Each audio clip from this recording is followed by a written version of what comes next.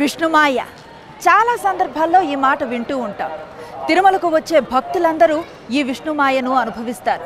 మళ్ళీ తిరుమలను దర్శించాలని తప్పిస్తారు. తాము ఆ స్థితిని అనుభవించిన చాలా మందికి అసలు విషయం తెలియదు. ఇంతకీ ఏంటా విష్ణుమాయ? శ్రీవారి మూల విరాట్ చేసే ఆ లీల ఏంటి? వెంకటేశ్వర స్వామి దర్శన భాగ్యం కోసం నిత్యం లక్షల మంది తిరుమలకు వస్తారు. గంటల పాటు నిరీక్షించి ఆ దేవదేవుడి దర్శనం చేసుకుని తరిస్తారు.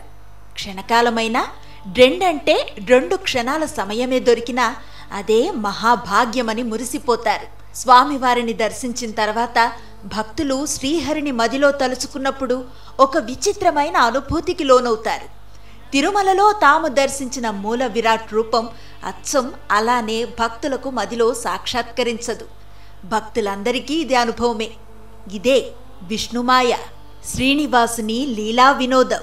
స్వామి రూపం ఒక్కసారి అక్కడి నుంచి కదిలినాక మన మనసులో తలుచుకున్నా మళ్ళీ కనబడదు అని చాలామంది అంటూ ఉంటారు. అదే విష్ణుమాయ అంటే. నాకు తెలిసి నా చిన్న అనుభవంలో నేను తెలుసుకుంది ఏంటంటే, success of 7 hills is repetition. పదే పదే భక్తులు మళ్ళీ స్వామిని దర్శించుకోవాలని కోరుకోవడానికి కారణం కూడా అదే. గుర్తు ఉండిపోదు ఆ రూపం మళ్ళీ చూడాలనే తాపత్రయం భక్తుల్లో ఉంటుంది.